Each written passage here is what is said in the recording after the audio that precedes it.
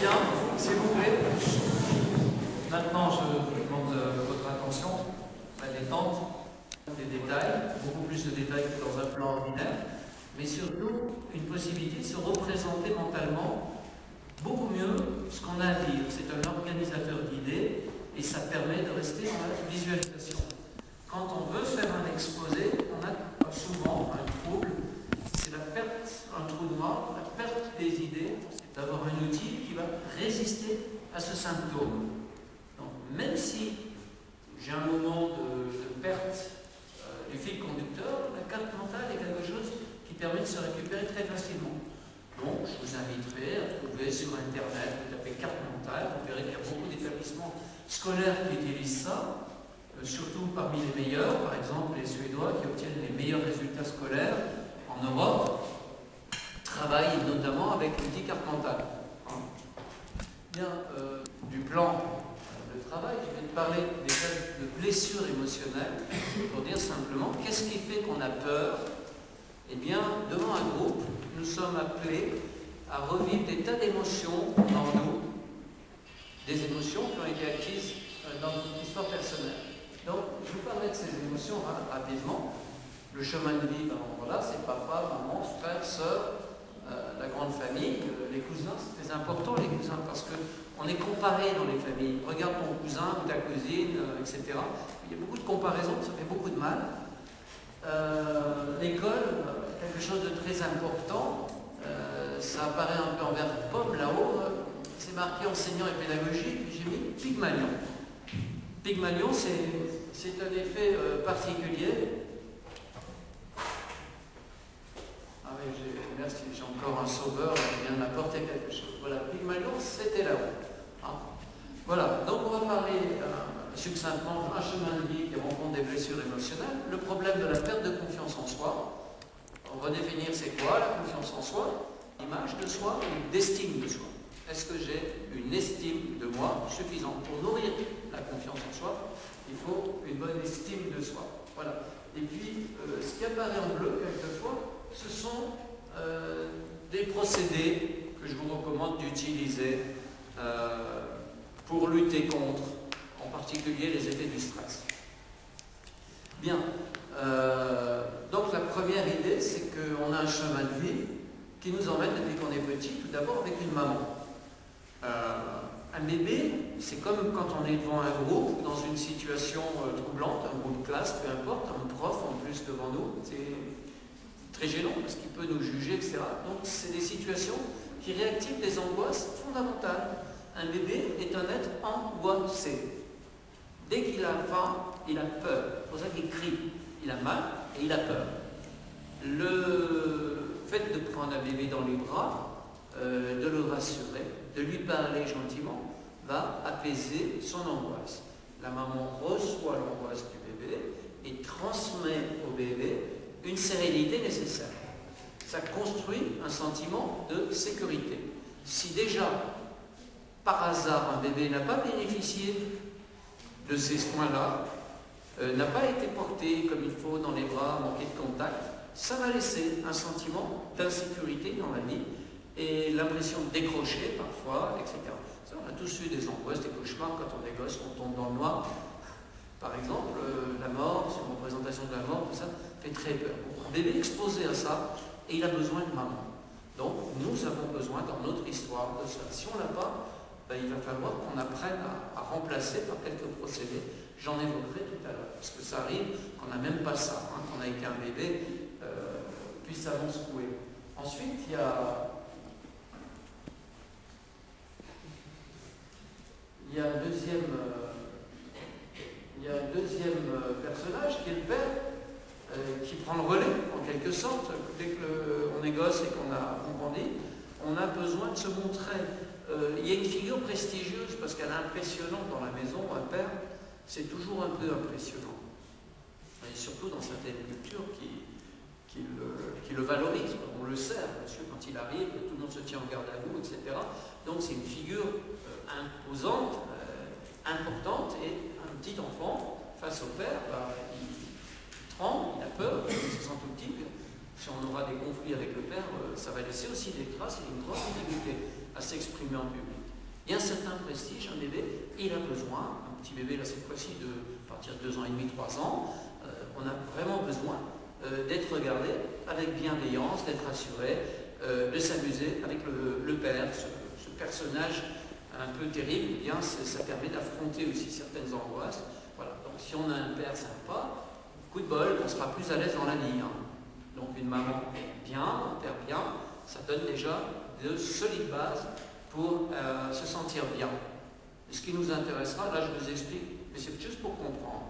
Après, on verra qu'est-ce qu'on peut faire. Je vous disais que frères, sœurs, bon ben là il y a des rivalités. Hein, quand on a un petit frère, une petite sœur, ça peut venir casser tout cet édifice de sécurité. On se sent insécurisé, quelquefois on régresse, on se croit bien faire pipi au lit, etc. Ou à vouloir balancer le bébé par-dessus, je ne sais quoi, ou lui faire tomber quelque chose sur la tête. Bref, il y a des accidents qui se produisent dans la maison parce que les bébés ont une rivalité, c'est pas facile. Cette rivalité, on va la sentir dans un groupe. Tous ces phénomènes-là sont susceptibles de jaillir au travers d'un groupe informe devant une personne qui doit prendre la parole. À l'école, c'est certainement la pire des choses. À l'école, vous avez des profs, et les profs jouent un grand rôle. Alors on a fait des expériences, notamment Rosenwald avait fait, un psychologue, sociologue, une expérience déjà avec des rats. Il a confié des rats à des étudiants, 2 groupes de rats, identiques, c'est trié au hasard, et chaque groupe d'étudiants, groupe A, groupe B, sont chargés de faire exécuter un apprentissage à une petite série de rats. On va leur apprendre un parcours dans un labyrinthe. Mais au groupe A, on dit, on vous a sélectionné des rats qui sont parmi les plus intelligents. Prenez-en bien soin. Au groupe B, on leur dit, vous avez des rats du tout venant, essayez d'obtenir quelque chose. Et quand on regarde les effets de l'apprentissage, on va s'apercevoir que les rats qui ont été manipulés par les étudiants du groupe A ont des résultats très supérieurs à ceux du groupe B. Pourquoi? Parce que les enseignants, entre guillemets, qui ont manipulé ces rats, ont un a priori très positif à l'égard de ces rats-là. Ils les croient intelligents, donc ils vont les traiter avec beaucoup d'attention, etc. Et les rats sont sensibles, bien sûr, à tout cela, ils vont apprendre beaucoup mieux. Alors après, on s'est dit, c'est pas mal, avec les rats, on va le faire avec des élèves. Et on a refait l'expérience avec des élèves, et donc on truque les résultats, on fait des faux résultats scolaires, on dit à des instituteurs du primaire, enfin des enseignants du primaire, on leur dit, voilà, tel élève et tel élève, prenez-en bien soin, parce que ce sont des élèves à fort potentiel, ils sont très doués, ils ont un QI supérieur. Ce n'est pas le cas, on les a tirés au hasard, on fait croire aux profs. Et puis, on s'aperçoit, au bout de 3-4 mois, que ces élèves-là, ceux qui ont été désignés, ont de bien meilleurs résultats que les autres. Bon, tout ça, c'est pour dire que l'importance des relations, et donc les élèves qui vont se développer le mieux, qui vont avoir les meilleurs résultats, sont aussi ceux qui vont avoir beaucoup plus de confiance en eux. Ils vont se sentir bien parce qu'ils sont bien traités. Voilà. Extrêmement important. L'expérience que je vous relate, rassurez-vous, il n'y a presque aucun enseignant qui l'a connue. C'est normal. Hein, on ne connaît pas la psycho, on ne connaît pas la psychiatrie, voilà. Mais on prend des enfants en charge. Alors, voilà, les instituts doivent savoir qu'ils ont un rôle très important, et quand on a du mépris ou un manque d'attention pour certains élèves, on leur fait du mal dans leur cerveau et dans leur choix, dans la personnalité. Voilà, donc je pensais que ça c'était important pour nous. Alors les blessures justement qu'on rencontre sur le chemin de la vie, classiquement on parle de 5 blessures. Il y en a 3 que j'ai mis ici en rouge parce qu'elles nous intéressent plus particulièrement. Ces blessures émotionnelles, en général, on les cache soigneusement. On n'ose pas dire qu'on se sent facilement humilié, par exemple. Ben, si on a été humilié, par exemple, je passe au tableau et on se fout de ma gueule, on fait rire toute la classe à cause de ce que j'ai pu dire, bien, le résultat, c'est que j'ai l'impression de rentrer sous terre. J'ai envie de disparaître. j'ai la honte, j'ai rouge, et les jambes comme ça, et après, je n'ose plus me présenter devant un groupe. Combien d'enseignants s'amusent à ce jeu-là, à faire peur à des enfants ou des collégiens, etc. Alors, les blessures les plus importantes, évidemment, l'humiliation, c'est quelque chose de très très fort. La honte également, donc on peut me faire honte parce que j'ai des mauvais résultats, etc. On peut me punir devant tout le monde. Combien ont été un peu torturés, combien d'élèves on les a frappés devant tout le monde. Hein. On couche sur la table, on vous assène des coups, on vous punit. C'est la honte. Il faut résister à la douleur, il ne faut pas montrer qu'on a mal, il ne faut pas avoir peur. Voilà, et donc tout ça aboutit assez fréquemment donc, à une perte de confiance en soi, et ça va se traduire par un trac important. En fait, c'est la rupture de contact avec son corps. En fait, si j'ai confiance en moi, c'est placé où? C'est placé dans mon corps. Mon corps est un être biologique, vivant, bourré d'émotions. C'est mon corps qui porte mes émotions, c'est mon corps qui me dit si je me sens bien ou bien si je me sens mal. C'est corporel. Le corps, donc, il ne faut pas le frapper, il ne faut pas lui donner des coups, il ne faut pas le haïr, il ne faut pas l'enlaidir. Le corps est très important. Il est le plus important, c'est ce qui nous rend vivants. Sans corps, nous sommes rien. Bien.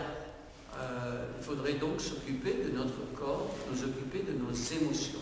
Si je vais bien, c'est mon corps qui me le dit. Si je vais mal également, ce que je dis, j'ai les genoux qui... Il y a des étudiantes avec moi qui ont de grandes difficultés, par exemple, et qui claquent des dents, les genoux bougent dans tous les sens. Ils ne peuvent pas se trouver devant un groupe à vouloir faire un exposé. Moi, j'avais une étudiante comme ça. On avait d'autres troubles importants qu'elle a eu, du moins. Donc, les concours d'État au Maroc, alors qu'elle était incapable au départ de passer. Donc, ceci montre qu'on peut progresser en dépit de symptômes qu'on peut avoir. Ce n'est pas incurable. C'est des choses qui arrivent, qui peuvent arriver à tout le monde, même pour des causes psychologiques. J'ai par exemple un autre cas très amusant. J'avais un commercial à l'international qui vend des usines dans la pétrochimie, et il avait l'habitude de faire des conférences comme ça devant tout le monde, et c'est un gars qui a une grande confiance en lui, qui a toujours eu confiance en lui. Et puis un jour, il a eu une visite dans son bureau d'une jeune femme qui est venue lui poser des questions pour faire une enquête, faire une espèce de sondage, etc. Elle lui pose des questions. Et pendant qu'elle lui pose des questions, il se sent tout bizarre.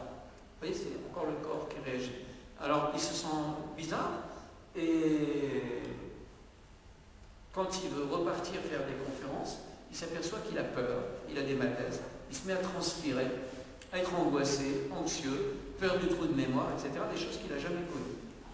Voilà. Donc, il a perdu sa capacité. Donc, une psychothérapie, il retrouve l'origine de son problème, qui se trouvait être une institutrice, qu'il avait gommé de sa mémoire, mais cette jeune femme lui rappelait, par beaucoup d'égards, l'institutrice qu'il avait eue et qui lui faisait peur quand il était petit. Voilà. Et donc ça a réactivé ça dans son inconscient, et il est reparti dans le symptôme. Bon, il s'en est débarrassé, il a retrouvé ses capacités. Mais c'est pour dire qu'on peut perdre nos capacités à nous sentir bien, et bien entendu aussi les retrouver. Je dis ça pour tous ceux qui éprouvent de l'angoisse, on peut en sortir. Méthodiquement, rationnellement, etc. Et puis, diminuer un peu la peur d'avoir peur. C'est possible d'avoir peur. J'ai vu par exemple en conférence une personne qui m'avait beaucoup plu, un psychanalyste dans le passé, il avait 500 personnes devant lui, tout le monde l'attend parce que les gens c'est un peu des sommités, mais lui c'est quelqu'un qui a le trac quand même. Le trac ça arrive à tout le monde. Donc lui là, donc il prend le micro et il dit à la salle, écoutez, je suis atteint d'un symptôme qui crée des amnésies à certains moments. Eh bien, quand je suis troublé, je suis capable d'avoir des trous de mémoire. Alors, pendant mon exposé, si j'ai des trous de mémoire, je vous prie d'avance d'être tolérant. Voilà. Une fois qu'il a dit ça, évidemment, il en a eu zéro, bien entendu. Mais il a pris sa précaution et il s'est montré humble. Il n'a pas cherché à se montrer. Jules Cage arrive, je vais vous impressionner. C'est comme ça. Pas du tout. C'est en acceptant d'être dans une position humble, par exemple, on n'a pas à faire de grandes performances. Soyez vous-même, avec vos petites infirmités, vous avez touché même les gens. Quelqu'un qui a des émotions, etc., c'est quelqu'un qui communique bien. Il peut communiquer bien, plus fort encore que les gens trop à l'aise. Donc c'est très important. Beaucoup de présentateurs télé, tout ça, sont des gens qui ont des troubles de la communication au départ. Mais du coup, ils vont faire une vocation, ils vont travailler dessus, ils vont devenir meilleurs que les autres. Parce que quand on travaille, on se développe. Voilà. Je vous demande pardon, j'ai oublié d'écouter le son de mon appareil, c'est pas mal.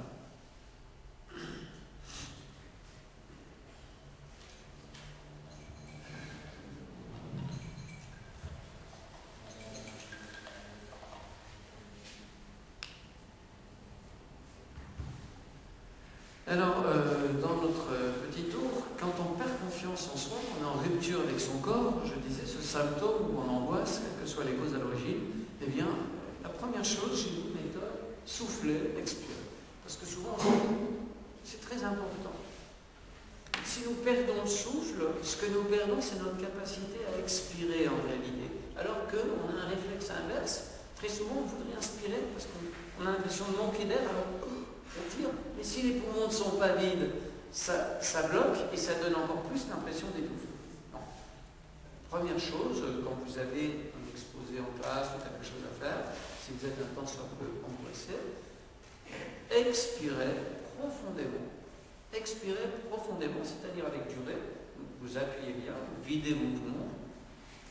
Quand c'est vide complètement, vous relâchez votre ventre et vous laissez remplir confortablement d'air.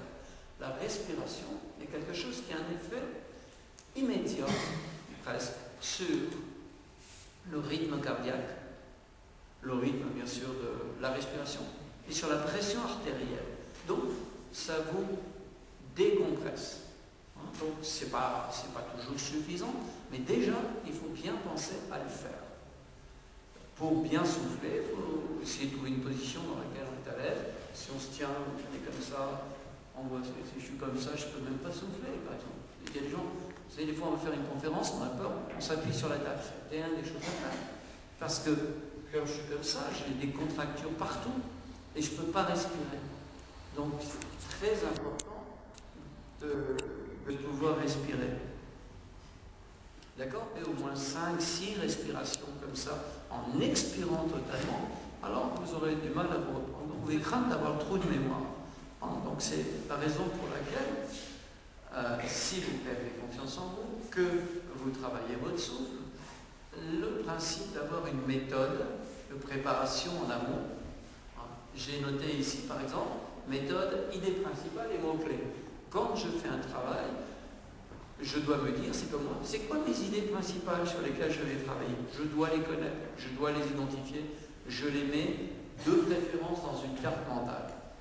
Une carte mentale, ça veut dire j'écris à partir du centre et je crée des idées principales. Les branches me renvoient des idées secondaires, des attributs, des caractéristiques, etc. Les différentes façons d'utiliser. Mais je dois avoir ça en amont. Donc si je souffle bien et que j'ai un outil qui m'a permis une bonne préparation, alors mon mental va fonctionner. Vous voyez, donc ça, dans les thérapies, ça c'est comportemental. Ça, par contre, les idées, c'est cognitif. Il y a le mental et le corps. Et le corps et le mental, c'était pour aller ensemble. Quand je ressens des sensations plaisantes dans mon corps, mon mental me fournit des images également plaisantes. C'est très facile de basculer dans l'imagerie interne. De même que quand j'ai de l'angoisse, les images ne sont pas les mêmes que quand je suis heureux. Donc, tout sentiment de bonheur qui est ressenti dans le corps se transpose vers l'esprit sous la forme d'images qui sont intéressantes, qui sont claires, etc. Et notre cerveau doit travailler avec notre corps. Si on a une tête qui pense comme ça, blablabla, qui est coupée du corps, je vous plains. Il faut rétablir les relations. Il faut être avec son corps, donc avec ses émotions. La pensée s'appuie sur le corps et réciproquement. Hein. En fait, la pensée, c'est un produit du corps en réalité aussi. Le cerveau fait partie du corps. On pense qu'aux muscles et au viscère, mais le cerveau fait partie du corps. Voilà. Alors, ce que j'étais en train de dire, c'est qu'il y a quelque chose de corporel. En science, on parle de kinesthésie, la sensation associée au mouvement, les sensations associées au mouvement. Eh bien, cette confiance en soi, je le sens, je me sens confiant en moi-même. Alors, si je ne le suis pas assez, j'ai parlé ici de la méthode Coué. Peut-être que certains ont entendu parler de la méthode Coué.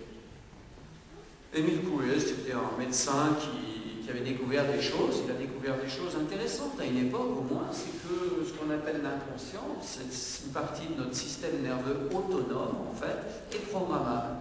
Nous avons toutes nos réactions, comme je vous disais depuis que je suis petit, elles sont inscrites en moi et elles sont susceptibles de revenir dans certaines circonstances, et notamment les circonstances stressantes.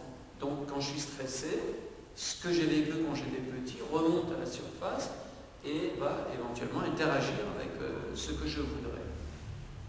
La méthode Coué, vous savez, c'est une méthode de répétition, mais il faut se répéter des choses positives, mais pas n'importe quoi.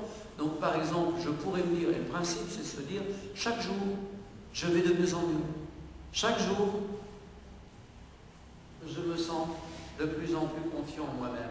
Si je me répète ça, déjà, au moins pendant une semaine avant que j'ai un exposé à faire, je vais me faire du bien. Pourquoi? Parce que mon cerveau, chaque fois que je dis je me sens plus confiant en moi-même, j'ai nommé la sensation, donc j'ai des neurones, si vous voulez, qui cherchent la sensation dans mon corps. Si j'arrive à placer de la confiance au moment où je le dis, mon cerveau va s'en souvenir et il va me restituer cela.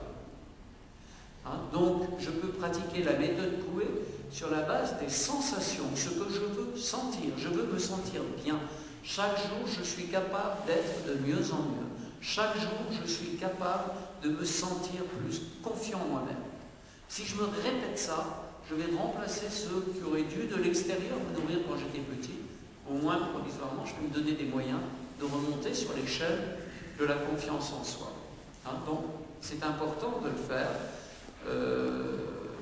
C'est comme d'autres font des prières, hein, rien ne vous empêche d'avoir des prières pour avoir confiance en vous.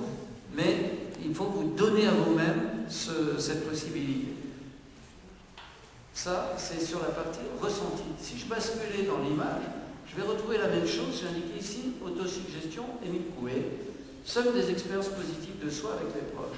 Eh bien, l'image positive de soi, je peux travailler également avec une image. Je peux travailler sur la sensation de confiance en moi et je peux travailler sur le fait d'avoir une image de moi. Par exemple, si je viens dans une conférence et que je m'imagine que je ne vais pas intéresser les gens, qu'ils vont avoir une piètre opinion de moi, que je ne suis pas à la hauteur de la situation, eh bien je crée un conditionnement négatif et il faut se méfier de cela.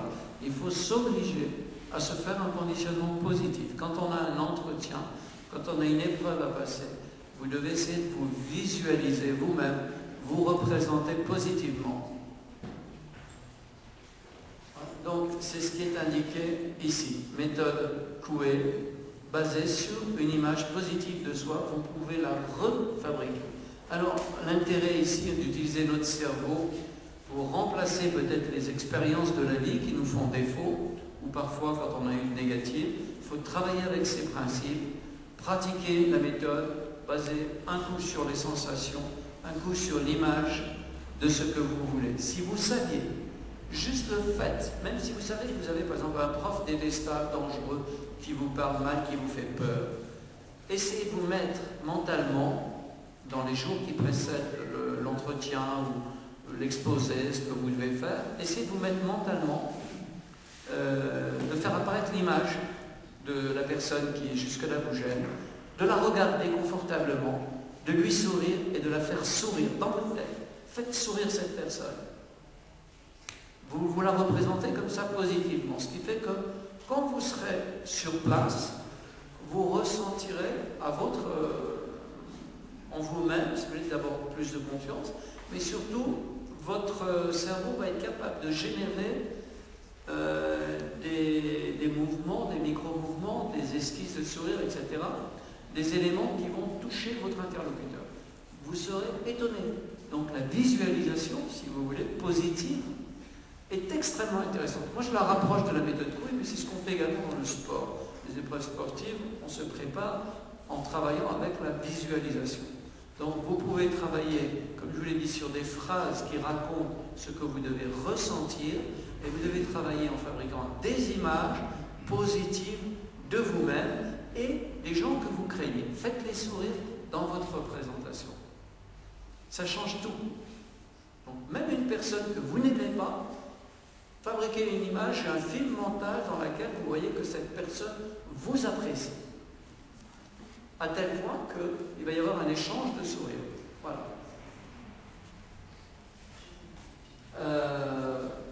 L'estime, donc je vous parlais d'une image, l'estime de soi, c'est une somme, donc normalement, d'expériences positives. C'est aussi, en général, il faudrait avoir une absence de signaux négatifs. Ben, si on m'a fait des signaux négatifs, c'est ça, là-haut, les blessures émotionnelles. Si j'ai eu des blessures émotionnelles, évidemment, c'est un handicap, mais en travaillant sur les méthodes qui apparaissent ici, les points bleus que j'ai mis, eh bien, j'ai marqué relaxation, voyage intérieur également, en préparation. Là, je vous indiquais de fabriquer cette image. On peut le faire aussi en s'installant confortablement, en pratiquant une technique respiratoire. Pour les techniques respiratoires, il y a quelque chose que vous pouvez trouver dans Internet. Ça s'appelle cohérence cardiaque. Si vous connaissez la cohérence cardiaque, on vous propose de faire ça sur une période relativement longue et de le faire 3 fois par jour. C'est 3 fois 5 minutes. C'est 5 minutes de respiration. Si vous le faites, mais même pendant qu'une semaine, 5 fois par jour, 3 fois 5 minutes par jour, eh bien vous serez étonné déjà des résultats. Quand on respire à un rythme régulier, donc vous avez des vidéos dans l'internet sur la cohérence cardiaque, vous trouverez des vidéos, et avec une onde, vous suivez cette onde pour respirer. Quand la petite boule descend sur cette onde, eh bien vous soufflez, vous expirez, comme j'indiquais tout à l'heure, à fond, vous relâchez le ventre, vous inspirez, etc. Et vous faites cette petite promenade. La vidéo dure 5 minutes. Donc, vous avez fait votre exercice de 5 minutes. Si vous faites ça 5 minutes, 3 fois par jour, vous allez voir des résultats considérables. Pourquoi? Parce que votre corps va se mettre à fonctionner beaucoup mieux. Quand vous faites un effort pour respirer consciemment, vous vous emparez de votre physiologie, vous établissez une relation à vous-même qui est beaucoup plus grande. C'est pour ça que le yoga, par exemple, existe. C'est pourquoi il y a des doctrines très anciennes qui parlent de méthodes comme ça qui vont assez loin, qui allient la spiritualité et le corps. Parce que le corps est là, très important. Quand je m'assieds, c'est avec mon corps. Quand je suis debout, c'est avec mon corps, j'y suis d'une certaine manière. Et tout ce qui se passe dans ma tête est très corrélé. Donc, un corps qui travaille, quand on travaille sur votre respiration, eh bien, il se trouve que le mental va suivre. Quand vous avez une respiration rythmée, vous allez calmer votre esprit. Vous allez obtenir un cœur qui bat d'une façon qu'on appelle cohérente. Il n'y a pas le long qui enregistre le cœur est beaucoup plus souple quand vous avez fait ces 5 minutes de travail. Voilà. Donc, un bon cœur, un bon souffle, de bonnes émotions. Vous allez voir que vous pouvez obtenir beaucoup. Voilà, et donc je terminerai en parlant de choses que j'ai déjà évoquées ici, mais que je place un petit peu en amont, puisque c'est une question comment se préparer avant les épreuves, en période de révision, etc. Eh bien, voilà, je vous invite à pratiquer un peu tout ça, c'est-à-dire avoir une méthode, d'avoir donc idée principale, mots-clés, méthode de lecture rapide. Beaucoup de Marocains ne savent pas lire silencieusement. C'est-à-dire, quand ils lisent, vous les entendez, ils murmurent. D'ailleurs, quand on est bibliothécaire, ça doit apparaître. Beaucoup, si vous mettez la main, il ne doit pas y avoir de vibration sur la gorge quand vous êtes en train de lire. Ça doit être une lecture silencieuse, visuelle. Pour bien lire, il faut lire visuellement. Et en lisant visuellement, on peut apprendre à accélérer, à chercher les idées importantes très rapidement avec les yeux dans un texte. On utilise autrement le texte, au lieu de se promener, de lire mot à mot et d'annoncer, et de mettre une intonation sur chaque mot, chaque syllabe et consonne. eh bien, on peut capter visuellement. Je vais avoir fini, je suis dans mon temps. Hein. Voilà. Et donc, ça, c'est important pour le conditionnement mental, d'avoir un système, comme j'ai dit, pour savoir ce qu'on va dire, pour être à l'aise. Travailler la cohérence cardiaque dans la période en question, dans laquelle vous vous préparez. Vous pouvez aller plus loin encore. Vous pouvez faire la relaxation, c'est-à-dire vous êtes allongé, vous vous laissez rêver, vous respirez comme indiqué, vous rêvez et vous entrez dans un rêve qui correspond à ce que vous voulez obtenir. C'est un rêve éveillé que vous cherchez à faire. Si vous le faites, vous allez vous faire du bien immanquablement. Et plus vous ferez des exercices comme ça, avec des mises en pratique, parce que c'est les mises en pratique qui comptent, plus vous ferez des mises en pratique, plus vous allez réparer les fameuses blessures d'origine et les manques que vous avez, plus vous allez avoir des capacités. Bon, pour le reste, je vous fais confiance, chacun a les moyens de se développer. Voilà. J'espère vous avoir transmis quelque chose et je suis prêt à recevoir vos questions.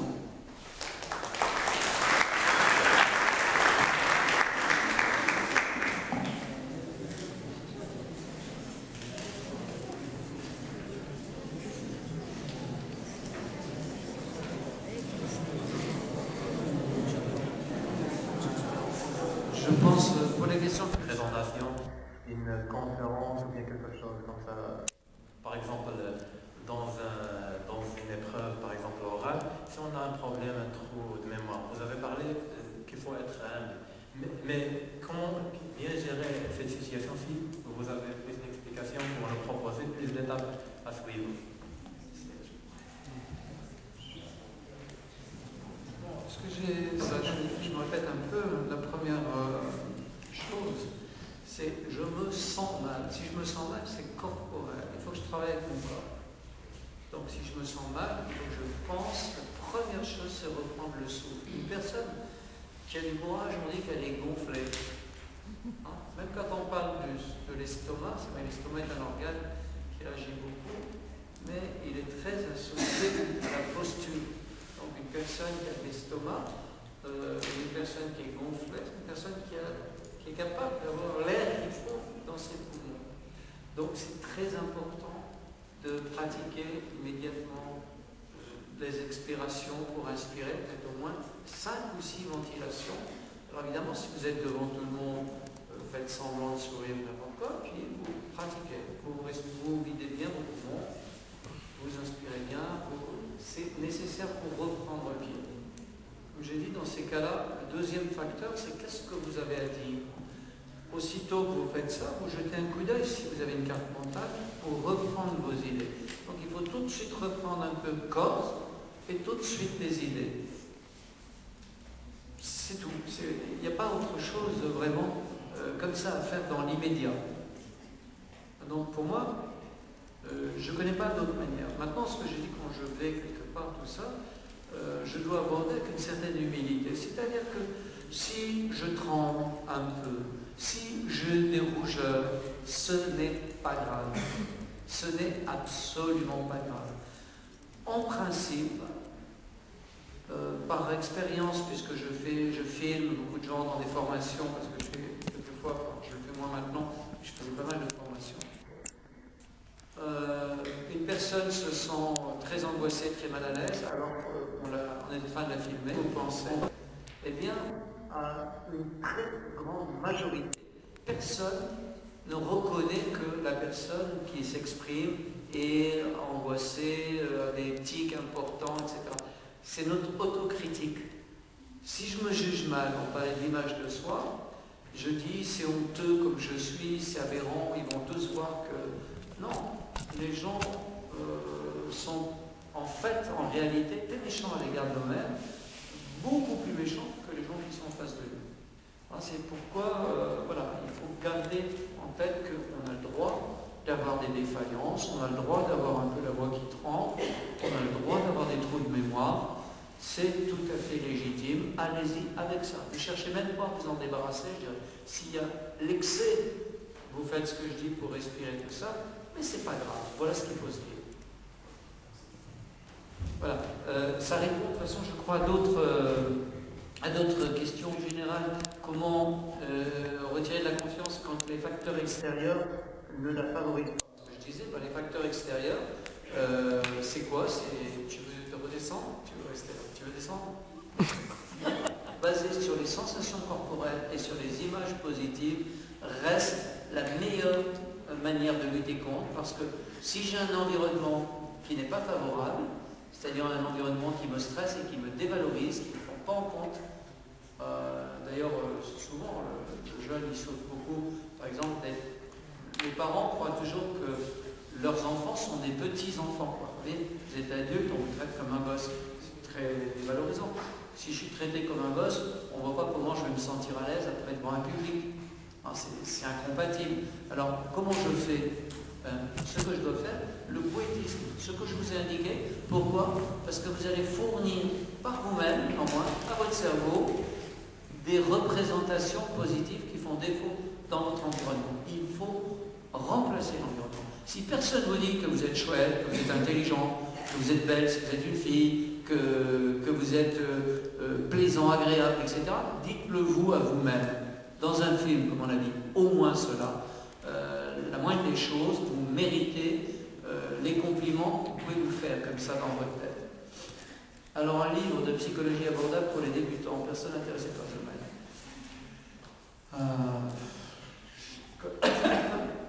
Comme ça, et surtout au Maroc, j'allais dire, c'est pas facile de vous citer des bouquins. Beaucoup de bouquins sur la PNL, j'essaye de vous donner des outils. La PNL, ça veut dire la programmation neuro-linguistique, c'est un mot très scientifique pour parler d'une boîte à outils de psychologie. Pour démarrer un peu dans la psycho, c'est peut-être le mieux, c'est ce qu'il y a de plus direct. C'est d'en référer à ces livres-là, il en sort régulièrement. Et il y a des collections qui sont carrément grand public, donc il ne faut pas hésiter à prendre plutôt grand public pour ne pas rentrer dans des choses trop lourdes ou trop complexes. Alors, bon, je n'ai pas pensé à amener une bibliographie, parce que moi je travaille depuis assez longtemps. D'abord, mes bouquins sont vieux, sont anciens, on ne les trouve pas. Et donc, ce que je cite, c'est pas terrible. Je peux conseiller pour ça à part, quoi. Il faudrait, au besoin, on va sur Internet et je dis celui-là. Alors, on peut. Vous mettre au clair sur la relation existante entre les TOC. Vous connaissez les troubles obsessionnels compulsifs, les TOC. Je peux avoir des pensées qui tournent en rond, qui reviennent sans arrêt, des pensées pénibles que je veux chasser et qui reviennent, qui s'imposent à moi. Alors là, c'est très gênant quand je veux faire une intervention. Le TOC, le TOC, c'est une superstition, par exemple. Je suis persuadé que si j'ai attaché en premier ma chaussure gauche ce matin ou à droite, il va m'arriver quelque chose de pas bien. Par exemple, il y a eu des superstitions, le pied gauche, c'est mal parti, comme on dit. Vous voyez? Alors, mais pour celui qui a ce TOC, c'est très très dur de s'en défaire. Ça vous prend la tête, ça revient sans arrêt. Et vous appréhendez. Les TOC sont toujours mis en relation avec des angoisses plutôt profondes, beaucoup d'angoisses existentielles, beaucoup d'angoisses de mort, sans le savoir. On a peur de perdre quelqu'un, on a peur de mourir soi. On acquiert ça encore une fois quand on est gosse, vers l'âge de 6 ans, 7 ans, par là. On se fait beaucoup de soucis sur le sens de la vie, sur la mort. Et pour conjurer la mort, eh bien, on devient des petits magiciens. On invente des formules, des rituels. Si les choses sont disposées comme ça, je serai à l'abri, etc. Et c'est des règles un peu absurdes qu'on se donne, mais qu'on va suivre aveuglément. Et quelquefois, elles vont perdurer dans la vie ou réapparaître beaucoup plus tard. Ce qu'on appelle donc un TOC dans ce cas-là, ce trouble peut être un trouble de la pensée, mais il peut s'accompagner évidemment de la mise en place de rituels. Donc par exemple, je me lave les mains dans le lavabo, il faut que je les lave 3 fois. Si je les lave 2 ou 4, quelque chose de grave va arriver. Donc il faut que je lave, je recommence 3 fois exactement. Quand je ferme une porte ou quelque chose, il faut aussi le faire d'une certaine manière. Je peux avoir plein de rituels comme ça. Ce sont des troubles obsessionnels. Bon, ceux-là sont relativement simples, mais il y en a beaucoup qui sont uniquement dans la pensée et qui peuvent être absolument infernaux. Je pense par exemple à un patient qui s'il ne récite pas très vite une formule, il pense qu'il va une autre personnalité, quelqu'un qu'il n'aime pas du tout, va prendre sa place et va l'habiter. Pas terrible. Hein, bon, c'est des métaux guéris heureusement, mais ce n'est pas forcément le plus facile. Voilà, donc entre les TOC, la panique, l'anxiété, ben bien sûr, comme j'ai dit, c'est l'angoisse de mort qui est derrière les TOC. Hein, donc perdre son corps, perdre son être, sa personnalité. Voilà. Des méthodes simples pour lutter contre tout ça, comme je l'ai dit, à part faire confiance à votre corps, c'est-à-dire pas hésiter à faire un peu de relaxation, à écouter des musiques douces, musiques de relaxation, il y en a plein, lounge au moins. Vous détendre, vous laisser rêver un peu, apaiser votre esprit, parce que plus vous êtes stressé, plus vous avez des tocs, plus vous pouvez avoir des crises aussi de panique. Alors, c'est bon, je ne peux pas vous répondre à la question en utilisant des méthodes simples. Enfin, ça, c'est des méthodes simples que vous devez faire, mais très souvent, il faut travailler avec un psy. Alors, si on a des troubles obsessionnels, tout ça, c'est dommage de vivre avec, parce que ça vous consomme, ça vous bouffe la tête, c'est pas la peine. Hein. Comment garder le moral, sachant qu'il ne reste pas beaucoup de temps aux examens face à une infinité de travail à faire? Comment on pourra gérer toutes ces mauvaises émotions? D'abord, il faut gérer les idées. C'est pareil, quand j'ai beaucoup de choses à faire, je vais me dire, ok, je vais faire la carte mentale de ce que j'ai à faire. Qu'est-ce qui est le plus important? Pour moi, c'est quoi le plus important? Je note cette première idée. Pourquoi elle est importante? Je vais noter quelques détails. Après, je vais dire, est-ce qu'il y a autre chose, etc. Je dois reconstruire l'ordre dans lequel les choses se présentent. Une saine habitude, c'est de commencer toujours par le plus important.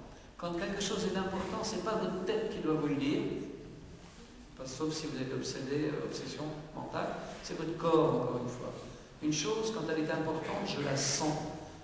Il faut que vous travaillez avec votre corps, parce que c'est comme ça que vous trouverez le maximum de bien-être et de santé mentale. Appuyez-vous sur votre corps. C'est important parce que je le ressens comme ça. C'est pas rationnel.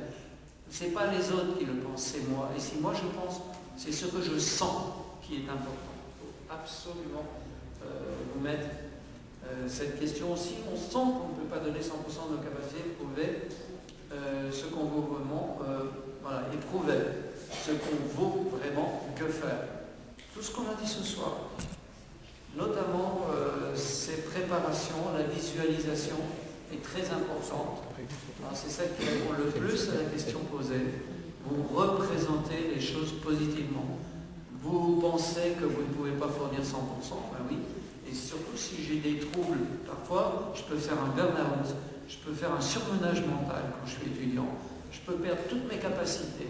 Il me reste, peut-être pas toutes, mais il me reste 50% de mes capacités. J'ai perdu 50% de mon intelligence et de mes capacités de mémoire. Parfois, ça arrive. Hein, et qu'est-ce qu'on fait dans ces cas-là?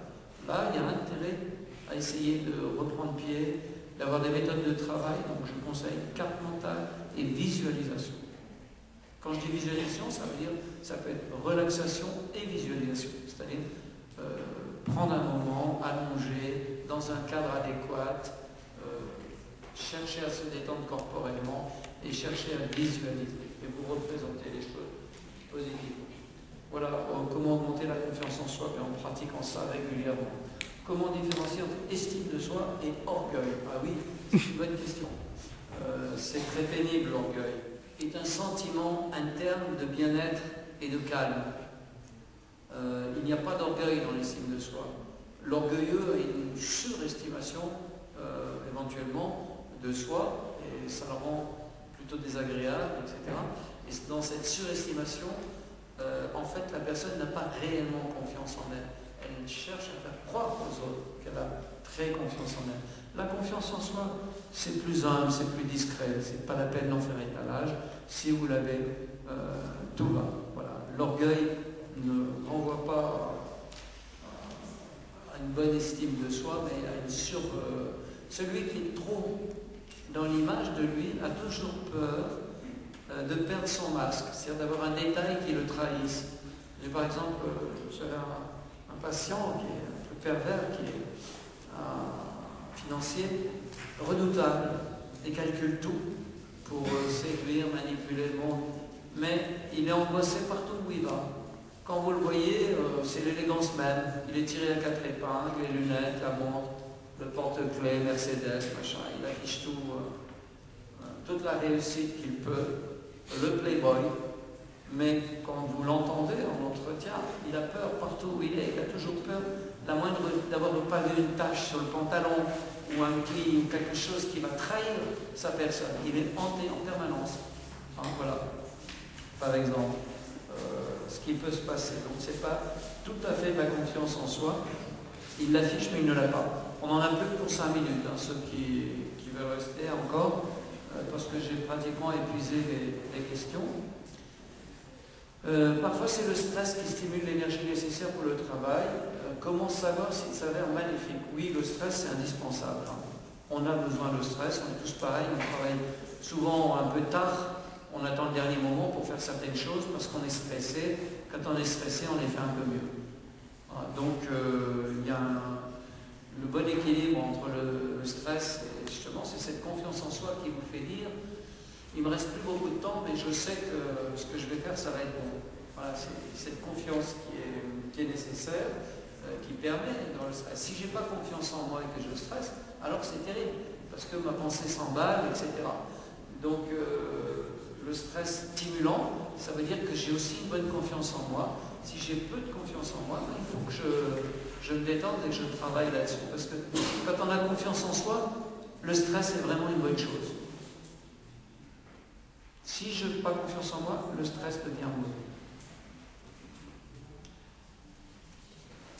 Est-ce que notre corps n'est pas en mesure de reconnaître le mensonge? Que par exemple, je suis prêt pour cette présentation, je suis bien dans ma peau. Parce qu'en général, mentalement, tout va bien. Mais notre corps reflète tout à fait le contraire. Ben oui, si le corps reflète le contraire, c'est que tout ne va pas forcément bien. Je peux vivre dans mon imaginaire. J'ai déjà cité dans une autre conférence, quand j'avais un étudiant patient, il vivait dans son imaginaire. Il me disait, moi, c'est pas nécessaire que je travaille.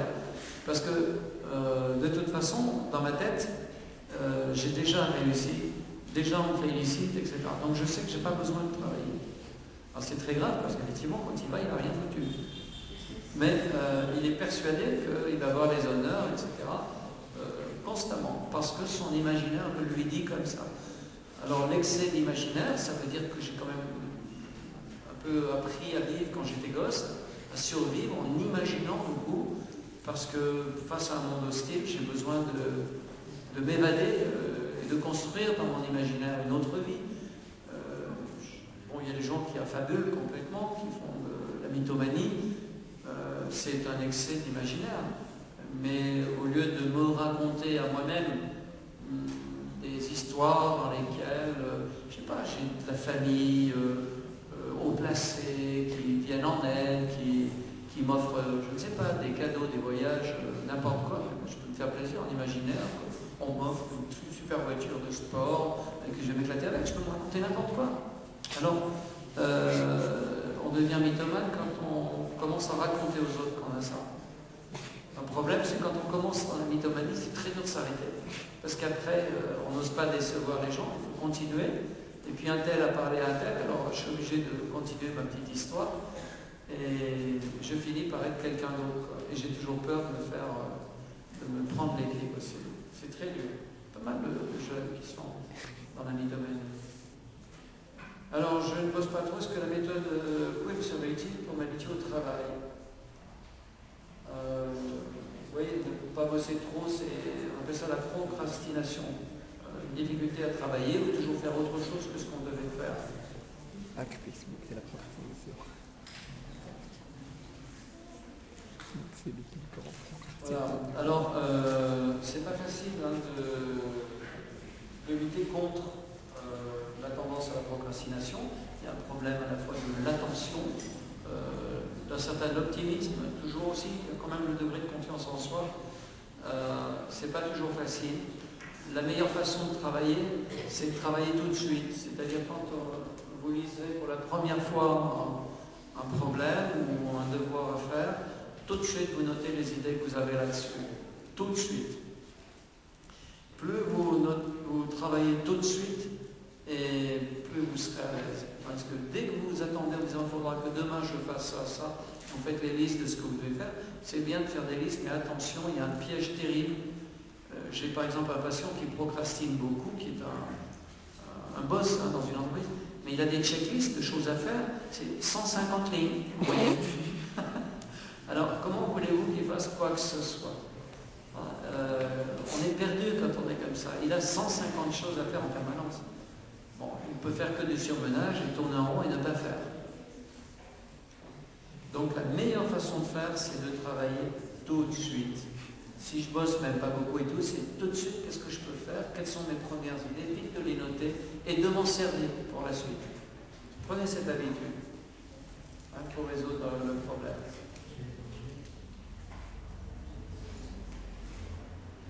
Quand on perd confiance en soi, qu'est-ce qu'on peut faire? Ça veut dire qu'on est sensible à l'humiliation, à la honte, des choses comme ça.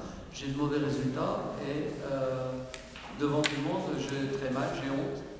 Eh bien, il faut refaire le parcours qu'on a indiqué tout à l'heure. Il va falloir faire des films mentaux parce que ça veut dire quand même que vous avez des blessures dans le passé.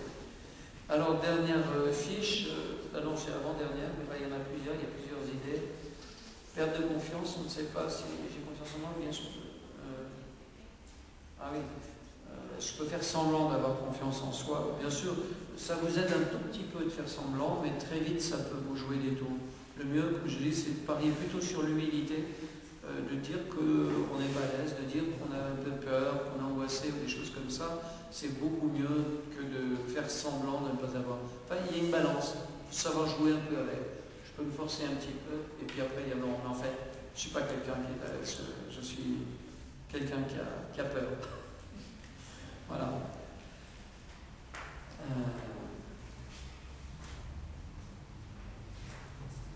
Pour éviter, pour s'améliorer, bon, ça répond à ce que j'ai dit déjà.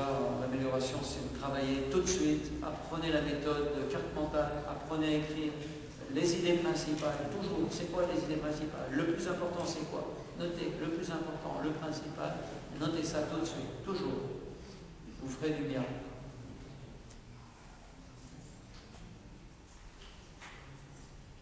Je n'ai jamais imaginé que je pourrais devenir un ingénieur. Je pense que c'est mon destin, mais je n'y arrive pas encore. Je n'arrive pas encore à admettre ce destin. Qu'est-ce que je dois faire? Ouais, peut-être le psy, parce que ce serait plus simple. C'est pas facile, mais oui.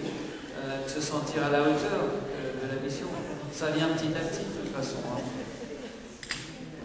Le trouble, ce sont les petits troubles de la personnalité. C'est pareil, quand on est petit, on se dit j'arriverai jamais à être aussi fort que papa. C'est normal, papa il est très impressionnant. Donc quand on voit, pourvu qu'on ait un père en plus un peu brillant, ou qu'on vous dise que votre père est quelqu'un de très intelligent, tout ça, pour les mômes c'est très pénible, c'est très difficile parce qu'on se dit j'y arriverai jamais. Il y a beaucoup de troubles. Voilà, le sommeil affecte le stress, oui. Le sommeil affecte, crée du stress. Moi, je dors. Pour se retaper, il faut dormir. Très important, si vous êtes des petits dormeurs, une fois par semaine, il faut dormir plus. Une hygiène de vie nécessaire. Vous devriez dormir au moins 7 heures par nuit. Des fois, vous descendez bas parce que vous avez des examens, tout ça. Mais au moins une fois par semaine, il faut vous taper, dans ce cas-là, un coup de 9 heures de sommeil, au moins une fois.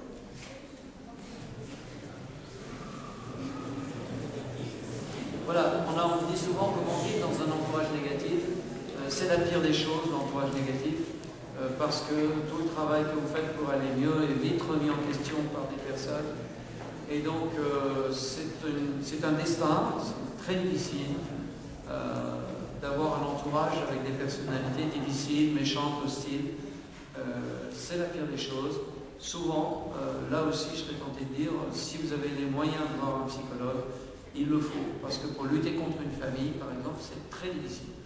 Sachez que dans tous les troubles psychiatriques, systématiquement, c'est une famille qui a un problème, c'est pas la personne qu'on amène à la psychiatrie, hein, c'est toute la famille. tellement qu'il y a des environnements très, très difficiles. On vous fait croire que c'est vous, mais c'est familial. Et donc, pour lutter contre tout ça, il faut être aidé en principe. Alors, trouvez quelqu'un, un oncle, une tante, quelqu'un qui va vous servir de tuteur. Si vous n'avez pas de psy, pouvoir vous appuyer sur quelqu'un avec qui vous pouvez vous ouvrir. Souvent, on trouve ça dans notre entourage, mais il ne faut pas s'en ouvrir à tout le monde. Il faut s'ouvrir qu'à une personne de confiance. Voilà, j'ai traité vos questions, toutes. J'espère que la soirée vous convient. S'il y en a qui veulent dire quelque chose, je vous passe le micro.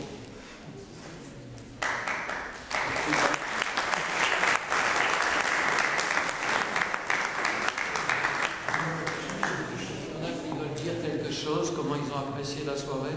Deux, trois personnes, si elles veulent dire ça, c'est très chaleureux, c'est très sympathique. Je vous invite. J'ai donné de moi, vous pouvez donner de vous, hein, maintenant.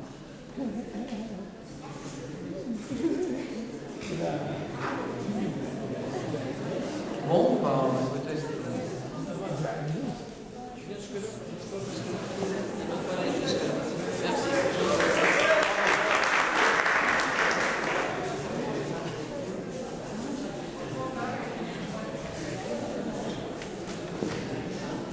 Bonsoir, je tiens d'abord à vous remercier d'avoir accepté notre invitation et je tiens aussi à vous dire que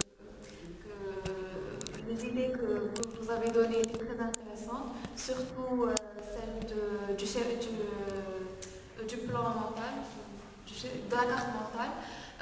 Et j'ai remarqué que les étudiants ici, surtout en classe préparatoire, n'utilisent pas cette méthode. Alors qu'en France, par exemple, les élèves résument leurs leçons et ont un plan clair de toutes leurs leçons. Un autre point très important, c'est la respiration. Je trouve qu'on la néglige beaucoup et que c'est un point important dans la communication. Merci.